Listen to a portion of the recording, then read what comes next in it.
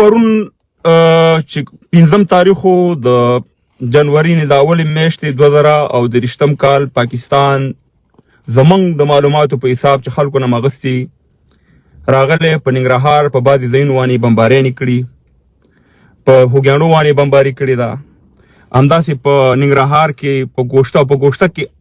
په هغه ځای بمباري کړې ده چې تاسې به یو جمعه مخکې لیدلي چې جنرال موبین صاحب هلته یو ویډیو وکړه او دا ویلې چې پاکستان ته چې دا کم اوبه روانې دي دا ډیزل دي یعنې هغه ډیزل نه دی ښودلی په ظلامان دغه اوبه یې ښودلې چې دا ډیزل دي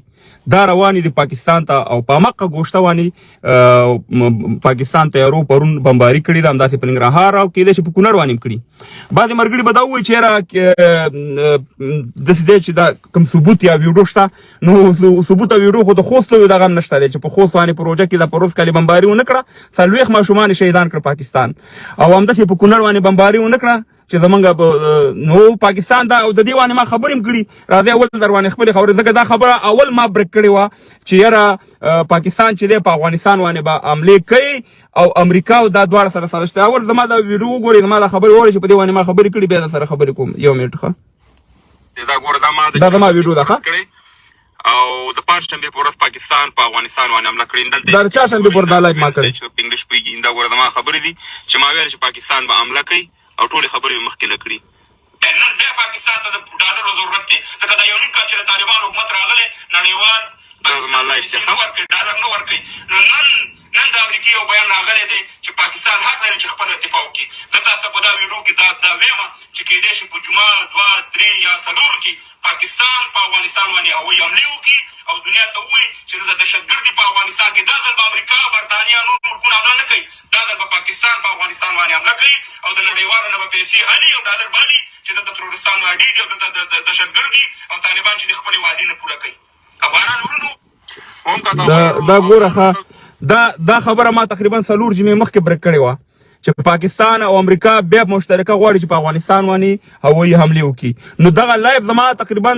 د پاکستان پرون حملې کوي دا ما چهارشنبې په ورځ دا لایف کړی چې پاکستان به بیا حملې کوي او د پنجشنبې په ورځ باندې زما د لایف نه یو ورځ وروسته پاکستان په افغانستان باندې هوایي حملې وکړي او د بده مرغه دلته ذبیح الله مجاهد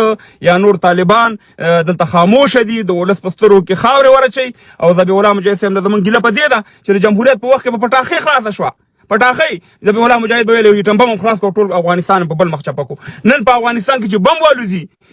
کسان پکې شهیدان شي په لسهاو پکې زخمیان شي ذبیح الله مجاهد په ټویټر ولیکي یو 2 کسان پکې معمولي خو کې زخمیان وو یعنې دا دغه بل د جنرال موبین صاحب خبره کوم جنرال موبین صاحب چې د پاکستان په خلاف همیشه غږېدلی دی او یو مبارزه کړې ده ګور زه درته دا وایم چې جنرال موبین صاحب طالبانو نیولی زما د معلوماتو مطابق خو داسې نه دی نیولی چې یعنې دی وړی په محبس کې اچولی دا یې نظر بند کړی دی د یو ځای کې او ورته ویلي دي چې ته به آینده کې د پاکستان په خلاف باندې خبرې نه کوې خو دا به په هغه صورت کې معلوم شي که دا خبرې رښتیا وي که دروغ شي کله جنرال موبین صاحب راخلاص شي او بیا د پاکستان په خلاف خبرې ونه کړي لکه څنګه چې مخکې کولې نو بیا دا خبره رښتیا ده چې جنرال موبین صاحب د طالبانو د طرف نه نیول شوی او نظر بند شوی زه ګوره جنرال موبین صاحب د ډېر وخت نه پېژنم او زما ورسره ډېرې خبرې شوي خو په خدای کې نو چې کله د حکومت ته راغلی که زما ورسره یوه خبره شوي جنرال موبین صاحب سره خو په ما ګران دی زما احترام کوي زه احترام کوم په هغه وخت کې چې جمهوریت و خو زه ویم چې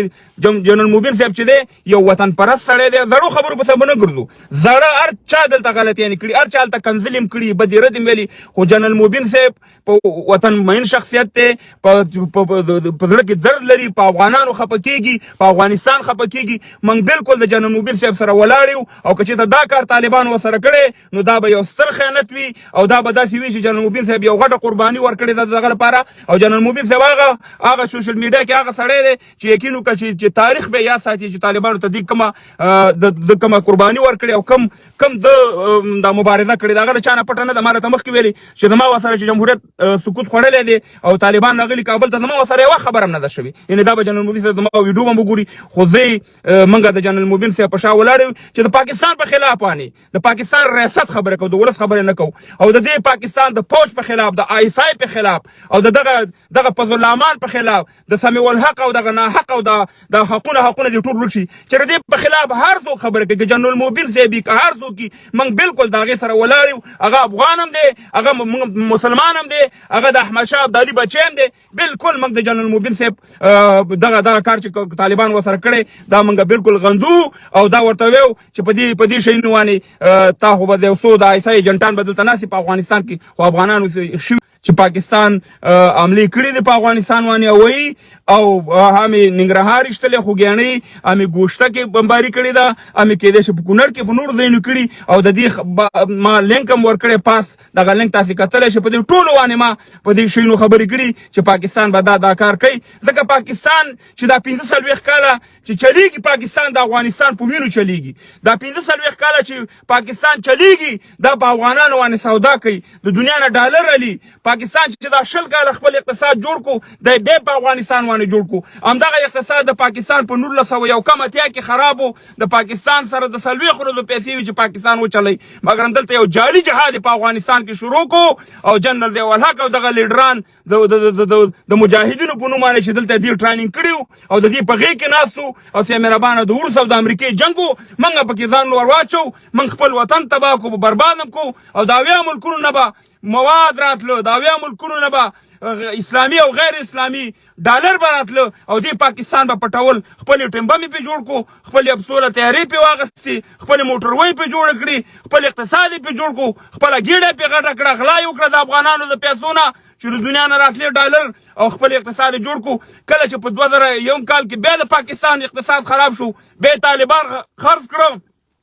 قبایل خرڅ کړو، سوات خرڅ کړو، ملکان خرڅ کړو، باجوړ خرڅ کړو، ممند خرڅ کړو، وزیرستان خرڅ کړو، او د دنیا نه په بلینهاو ډالر واغسې اقتصاد جوړ شو. نن بیا د پاکستان اقتصاد خراب دی، د 3 جمعو پیسې ورسره نشته چې 3 جمعې پاکستان وچلی. وګورئ نن خپل سفارت خرڅوي په امریکا کې، وګورئ نن پاکستان خپل هوایي میدانونه خرڅوي، وګورئ نن پاکستان هره لوبه کوي چې دې ته ډالر راشي. او دا نوې لوبه شروع کړې ده چې د طالبانو په سر باندې دی بیا پیسې والي او دنیا ته دا وښیي چې دا دهشتګرد دي. خدای خبره یاد ساتئ چې انشاءالله د زوال شپې د پاکستان راغلي، او خدای پاک پې تباه او برباد کوي. ځکه چې دی همیشه موږ پښتانه لر او بر پښتانه افغانان تباه او برباد کړي، او د موږ په سر باندې ډالر اخیستي. افغان حقیقت زه به درته حقیقتونه ویم، نه به د چا نه هېرېږو، نه به شرمېږو، او د حق لپاره به خپل مبارزه کوو. دلته نه موږ په ټیک ټاک کې جنکیانو سره غږېږو، نه د ګفټونو والی ما، نه سي مهربانه د توپو والی ما، صرف مهربانه د افغانانو دپاره یو سپېڅلې مبارزه کوم. کومه خبره چې نن کوم الحمدلله سبا رښتیا کېږي،